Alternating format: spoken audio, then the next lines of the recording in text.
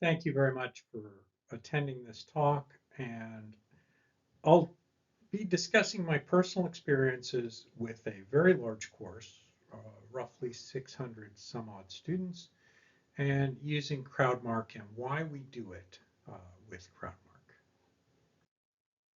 I acknowledge the sacred land on which we are gathered. It has been a site of human activity for over 15,000 years. The land is a traditional territory of many nations, including the Huron-Wendat and Petun First Nations, the Seneca, the Anishinaabe, the Chippewa, and Haudenosaunee, and most recently the Mississauga of the Credit. We acknowledge and respect the territory was the subject of the Dish with One Spoon Wampum Belt Covenant. We also recognize that Toronto is covered by Treaty 13 with the Mississauga of the Credit. Today, the meeting place of Toronto is the home to many First Nations, Métis, and Inuit people from across Turtle Island, and we are grateful to have the opportunity to work and live in the community and on this territory. By making this acknowledgement, we commit to continue to work collaboratively, peacefully, and respectfully.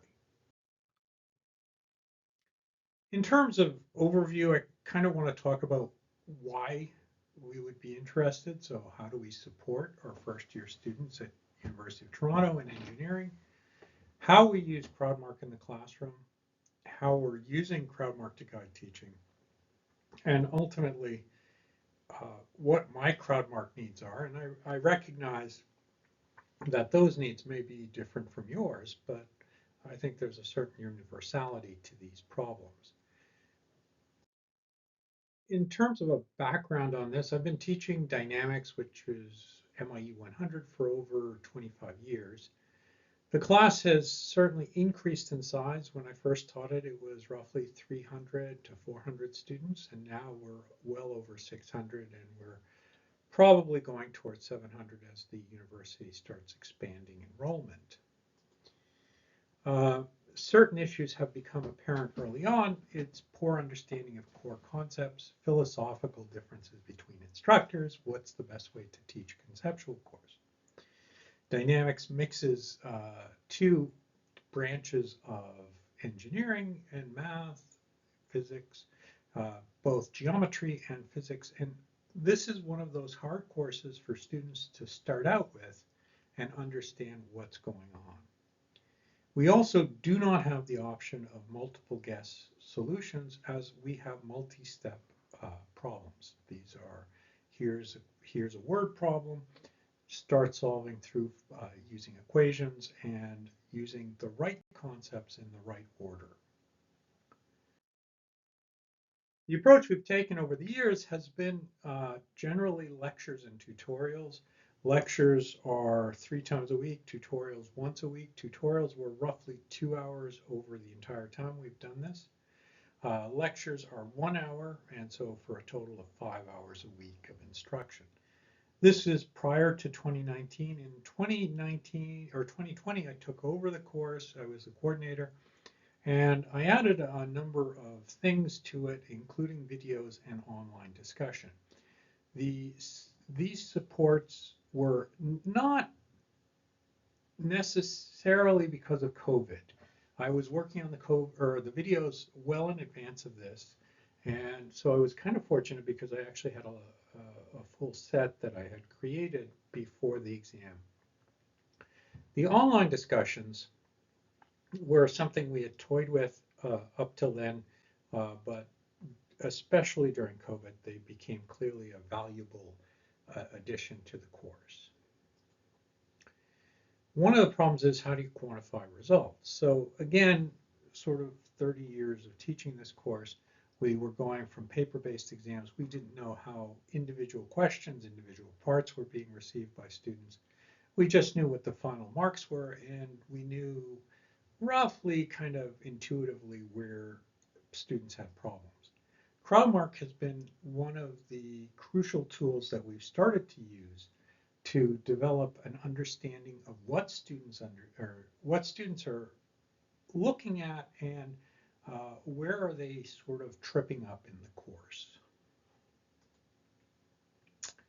And this is particularly important when you think about switching over from a paper-based exam format, which we've done over multiple years, to a CrowdMark, which is a paper-based technique, but now we have relatively fine-grained material, fine-grained understanding of what's happening with the students. So what I've decided to do in this presentation is to break it up into three main parts: before the exam, during the exam, and after the exam. And before the exam, it's really a question of formatting. So again, sort of backing up a little bit, at this point in the course, we have roughly 5 instructors and 6 sections. So students are broken up into classes of about 100 students. There are 3 exams, 2 midterms, and a final exam. CrowdMark does have very useful templates in Word and LaTeX, and I'm a big fan of LaTeX. I'll tell you that right now. I use it within my research group for all of our journal papers, but I have not used it at all within an exam. So I have focused in on Word, and I've been grateful that recently Word particularly has started to use LaTeX equation inputs to make things easier. There is a PDF form. I have to be honest, I never actually used the the Word form from CrowdMark. I created my own early on and have just modified based on that. It wasn't as helpful. I got to be honest, I didn't find the Word form template that useful because it was already partially filled, and I had to figure everything out. After a while, it just seemed easier to do my own. The middle part of this, you have first name, last name, and student ID. Student handwriting is atrocious, and one of the options available within CrowdMark is the automated matching. And I really didn't get it to work very well up until this year, and I found something out in conversations with our educational technology office, who happened to contact CrowdMark support. Now, I'll go into that in a second, but we integrate this with a Canvas interface, so that's our learning management system. Names are transferred, but automated matching has not worked. So thanks to a conversation with our educational technology office, I learned how to do a CSV upload of student numbers, which was more successful with automated matching. Now I'll go into more detail what we do during the exam.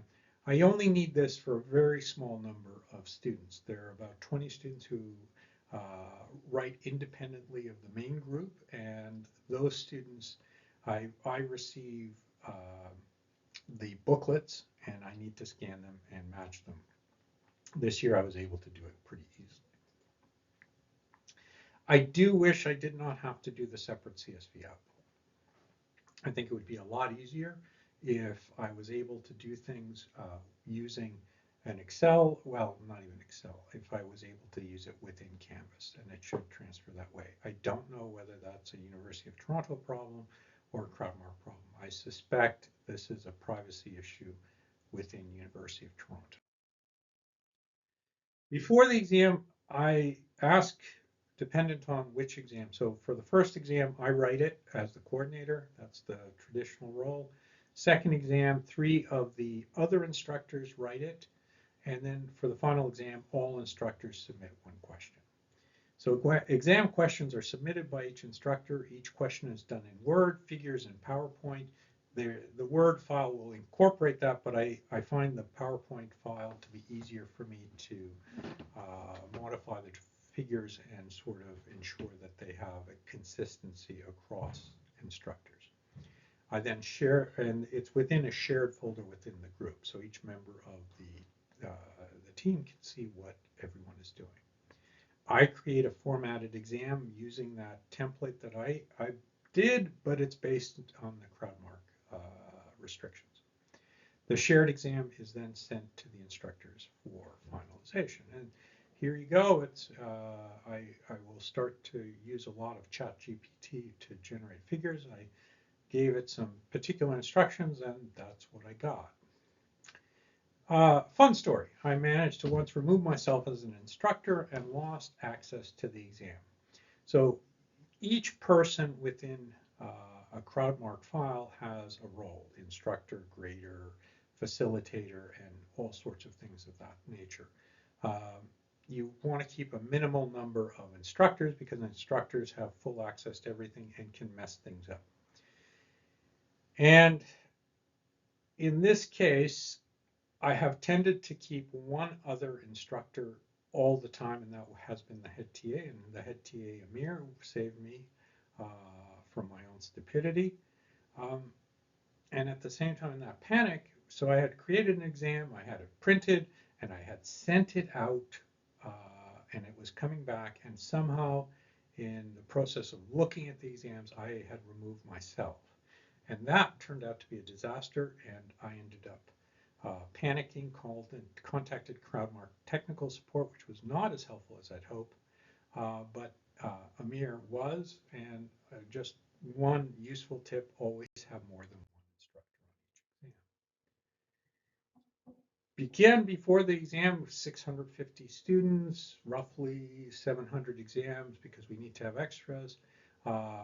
Every time, and for accessibility services, what I do is I remove all of the files that I'm going to send to them. So I remove 20 files from the PDF, use those or give those to accessibility, and then remove or print the remainders. This has required a separate TA. Our department, our faculty has refused to send it to the print shop, but they do that for the final exams. So the midterms are course responsibilities, final exams are university/faculty responsibilities. So this has caused no end of headaches because I need to plan out everything for it. And we really should use the print shop. The step takes roughly 1 week. And if there's a new TA, there are always problems. And if there's a new photocopier, there's always problems. And you have to reload the photocopier. You need to tell the receptionist so that she's able to make sure there's enough papers available and you don't run out of ink. All sorts of problems occur that would not occur if we used the print shop directly. And probably it costs more because of TA hours associated with this. Exam day really consists of 2 large photocopier boxes that I have to bring over. Distribution occurs before the exam. So usually we have 2 photocopiers of exams to bring over, and the distributions occur before the students arrive.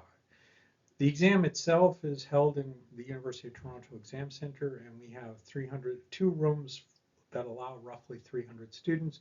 And this year I started to use in a 3rd room, and that's kind of crazy. So we just put each exam booklet on a desk, barcode and front piece available to the students in advance. Again, ChatGPT, I kind of like it. It generates weird photos or weird images that I can use. Exam Matcher is really good, and it is something that you do need to have experienced people in each room. Fortunately, in my case, we've done this over a few years now, and I have 2 to 3 people who know how to do it. And this is particularly important since we started to do since we started with the app, and now it's no longer supported by CrowdMark. So I have had, again, the head TA who's been great, and he will graduate probably relatively soon, so I will lose him, has been crucial in explaining to new and returning TAs how to use the app and the web page. One thing that is really important, and it's going to kind of be a whiny chorus in this discussion, is there's limited admin support. No one, even other instructors, will learn how to use this. And during COVID, I had a case where I had set up an exam and I made a mistake with the hour. We had to give a 6-8 hour window. And I went to a dental appointment, and when I was at the dental appointment, students started to panic. I kind of arrived on everything an hour later, Fortunately, about half an hour into it, while I was still sort of having teeth dealt with, the head TA, a different person, as in at the time, was able to deal with all of this, and she was able to find an answer. But no staff support, no real other instructor support, and it kind of gets exasperating as you're doing these sorts of things. But if you kind of accept that, it's not so bad. This is crucial. You need to have unique barcodes, QR codes for each exam, and this is something that I've accepted and learned over the years. But one of the nice things is that each room, a TA can scan 300 students and know exactly what to expect, or I can get 300 names matched to papers relatively quickly, 20 minutes. It's better than a signature list. It's better than anything else, and I'll talk more about why that is in a second. I get an immediate count of all of the students writing the exam. So if I log onto the web page, I can see that, for example, I have 620 out of the expected 650. Now I know that there are 20 who are going to be missing, but writing independently.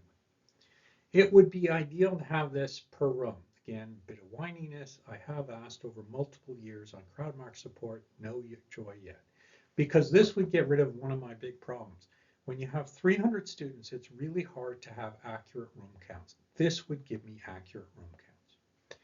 I also know whose exam is associated with each paper. I had to enter all the exams and all the names in one year, and it's too much extra work, and I'm never doing it again. So I have been very forceful with the faculty, demanding that I make sure that I have a TA in the room who's capable of answering these questions and supporting an exam matcher each time we do a final exam. Each exam is scanned by our registrar's office, and inevitably over many years we have had missing exams. This year was worth both in-term exams and 30 missing exams. So midterm one, I released it at 5 a.m. I got up in the morning, I kind of looked and realized that I had everything. Students had received an announcement that I had preloaded, but I had set for 9, some a.m. I think oh, I know what it was. It was set for midnight when I had meant to set it for 9 a.m. And so students start to panic. Where's my exam? Where's my exam? So I got up at 5 a.m. I looked, hit the button, and I released. CrowdMark's great. It's easy to do the release. But I found out that I had 30 missing exams because students started to write me at 9 a.m., 10 a.m. saying, where's my exam? I wrote the exam. I didn't know anything. Now, Exam Matcher told me that all of those students had written the exam.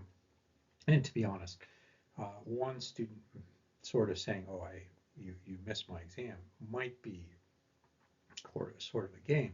30 missing exams was clearly not a problem. I later found out that we had, the registrar's office had not scanned in those 30 missing exams, and it took a day, and I had to write to each of the students and say, hey, we know that there's a problem right now. We will fix it. We know you wrote the exam, and we'll find it. And I had to try and figure out what I was going to say if we had actually lost 30 missing exams. Then we had midterm 2. Again, 30 exams, which is roughly the amount of exams they do per scan groups. And it's a painful story for me because it took 3 or 4 days to find out what had happened. And ultimately, even though when we found out that the error had been, again, the scanner in the registrar's office, it was not that I was to blame. The course coordinator is responsible for all admin failures because the students are going to complain to you, and the dean and the vice deans and everybody else will complain to you, but nobody will say, hey, it's not your fault. Admin support is minimal. It does fall on you. Maybe other universities do a better job of this, but it really does fall on me when it happens. Midterms are marked by TAs. Final exams are marked by instructors. In the past, TAs would pass exams among themselves for finals. I would drive around the city, and all of my co-instructors would do the same thing. And there was a risk of losing exams. And you can see the scan issue kind of hit me hard. Problem with TAs is often they're new, and you need to make sure they are properly marking. So one of the nice things about CrowdMark is I can go in directly during the process of a exam marking and see, yeah, after 10, 50 exams, this is what's going to happen. For example, last year I had a TA who refused to put any comments on the paper. She just put down a mark. And so I sort of stopped her in the middle of marking and I said, you can't do it this way because students are going to complain because they're getting 3 marks on a 10-mark question and they don't know why. And I don't know why, and I can't answer that. So that took a lot of back and forth, but at least I could cut those off. And maybe I should have mentioned back at the midterm too, by the way. The second time around when the lost midterms occurred, and I forgot to mention this, I was able to identify that the 30 papers were missing, find out where they were. Now, it took 5 days to fix it, but before the students ever found out that we had lost exams. So, yay, that's great. Problem with instructors, past couple of years, we've had more sessionals, and you need to give feedback on questions and marking. It is easier when there are a group of seasoned instructors, and we don't have that. Again, I kind of don't know what else to tell you, but that's the way things are. Now, one thing that is really particularly useful and something that I like is that you can create comment libraries. And comment libraries allow you to sort of do 2 things. You can create the comment, but you can also include within that a point value. So for example, this question, doesn't matter what it is, I had 2 standard library questions. There was no point value associated with missing 1 pin force, but 5 of 6 forces, I automatically gave them 8.3 out of 10 on that. And so that mark is consistent across 650 papers because I know that I was just going to write that and I wasn't going to make a mistake halfway through and flip. So often when I do the marking, what I do is I will mark the first 10, 20, 50. Realize that there is a consistent mistake because students always will make similar sort of mistakes in groups. So 10% of the class, 20% of the class will make the same mistake, and the comments are pretty universal. I prepare documents on using libraries and automated marking, and I send it to each of the instructors, including TAs and instructors, before they do any marking to help them sort of understand it. Only one other instructor ended up using the automated marking, but I think that by doing that, you actually have a chance to have improved consistency and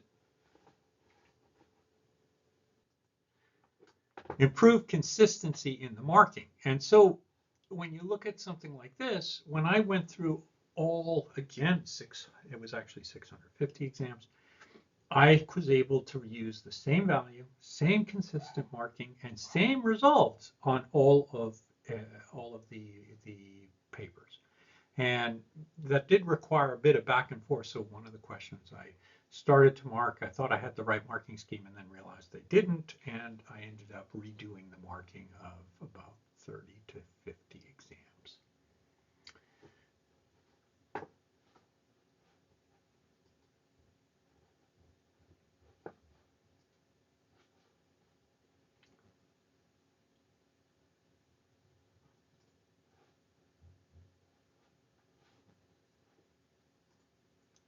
So this in particular is something that I think it really pays off as you're marking exams. Something that I found really helpful. Students tend to make the same mistakes, and it's kind of useful data because the comment libraries start to reflect that. And as you're doing these sorts of things, you can understand or see what to expect as you go through. Returning exams. Privacy has expanded significantly over 30 years. You used to be able to just put a box out. Students could go pick up their exams. I realize that most people are probably in shock when I say that. But nowadays, we can't do that. And we used to return exams in tutorials, but it's not ideal either because the students don't show up. It's easy with Crow. Just hit a button. you just hit a button, you have everything happen. And again, check names. We do have errors. One year we had 2 students with the same name, and this caused problems. Student numbers are better. UTOR IDs, which are our sort of go-to point, is also pretty useful. Students tend to get most concerned about marks. I hear about it right away. So we have an online discussion forum. And one of the reasons I've used it over the years is because I can use that as a central point to start to respond to things. Now, I know that they have a Discord discussion that I am not a part of. I don't really want to be a part of. But at least with this, it gives me a way of communicating with a large group of them, and then I suspect they then transmit some of these discussions over to the other side. Errors in marking will be highlighted quickly. One year I had to globally change all the marks because the T had kind of messed things up, and I kept asking him to fix it. It didn't happen. It was just messy. I can track results. So I have YouTube videos that I give with lectures and also practical problems to help them. I have the online discussion forum, but really the question becomes, how does this translate into final exam marks? And again, it's kind of the final foundational point with CrowdMark is that, and the reason I like it is I can look at past history and statistics. I can go back, particularly over all of the exams that I have coordinated, and see how students have done and where are they weak. Admittedly, COVID years were outliers. I mean, and that kind of messes your statistics, but thanks to my expert teaching, students saw 80 averages, but these dropped to the same levels with 60 averages on the final exam. These are final exam averages after in-person exams. And yeah, I think that was a pretty consistent issue across universities. So here's the type of statistic I get. So here's the global statistic. I would have gotten this, for example, with my final exams. I have my final mark sort of statistics. But this is for 2023. And you can see that the mean mark is 50 and the median is 48. Now, with 2024, I was able to sort of do certain things to modify how we did things to increase that significantly to about a mean of 62 and a 60 median. So I was very pleased with that because in particular, I had sort of seen a major problem with our vibrations question. Vibrations is a fundamental concept, but one of the problems for the students is that we have 10 different midterms that they have to write in various courses, and during that time they skip lectures. So the online videos were there to help them. The online discussion, we sort of reinforced some ideas, but clearly you can see we had a problem. Now, changing that approach meant a significant shift in terms of results. And the significant improvement on vibration in that particular year was a 25% increase in the median, which is part of the reason why we saw the shift in the final exam results.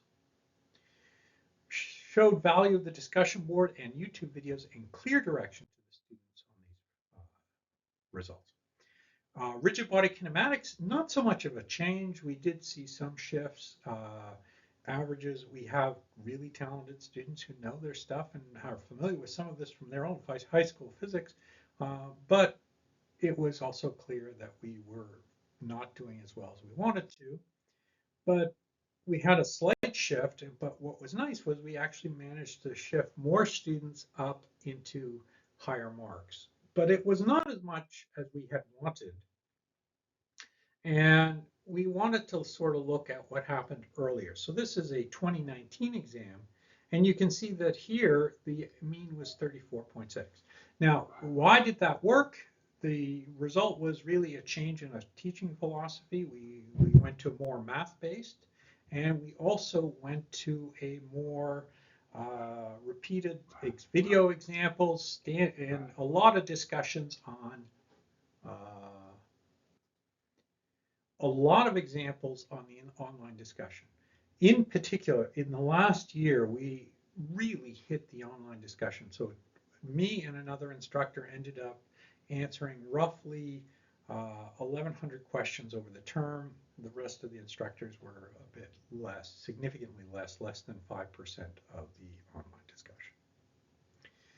2019 results were 20 marks below. So by putting in this change in how we taught the material, it's clear the students started to understand more what was happening. It also was a change in sort of the problem philosophy. What other things did we do? 2019, the papers had minimal information. This is what you saw if you were a student. Question 6A, if you run out of room. So you had a separate paper that had all of the questions on it, but on the paper itself, you had nothing, no information. So a big change that I did was in 2020, I started to coordinate and I was responsible for setting this up.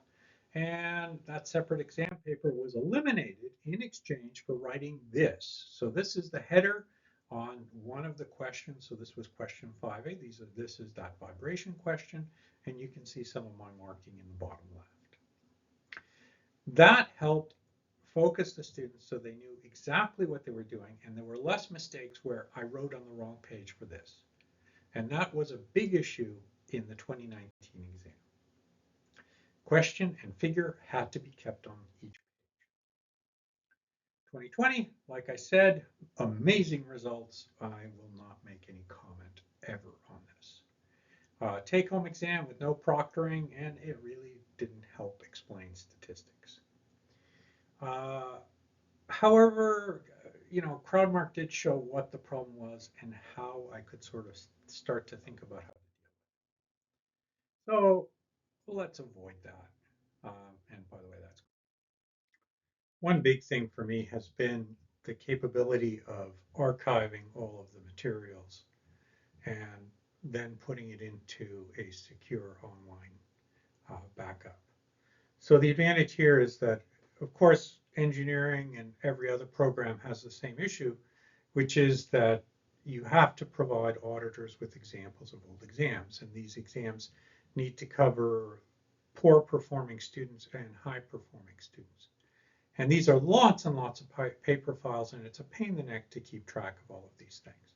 So now I have a set of folders on the OneDrive available from the University of Toronto, and then I have just shredded everything for the past 4 years. So yeah, I'm quite delighted with that. And it also allows me so that, for example, a new coordinator steps in, that I can share materials without having to do a lot of work. Gemini. In terms of conclusions, until we get AI-based marking and consistency, accuracy, and that's probably not going to happen before I retire, this is an important tool. You will expect more support from your colleagues and your staff members than you will ever receive. It's disappointing, but if you know how to do it, you actually can do quite well. Technology is great. We don't have to be stuck with paper exams. And really the important thing is, for me, was the ease of which I could check history and modify exams with this knowledge. Thank you very much. I'm happy to take any questions.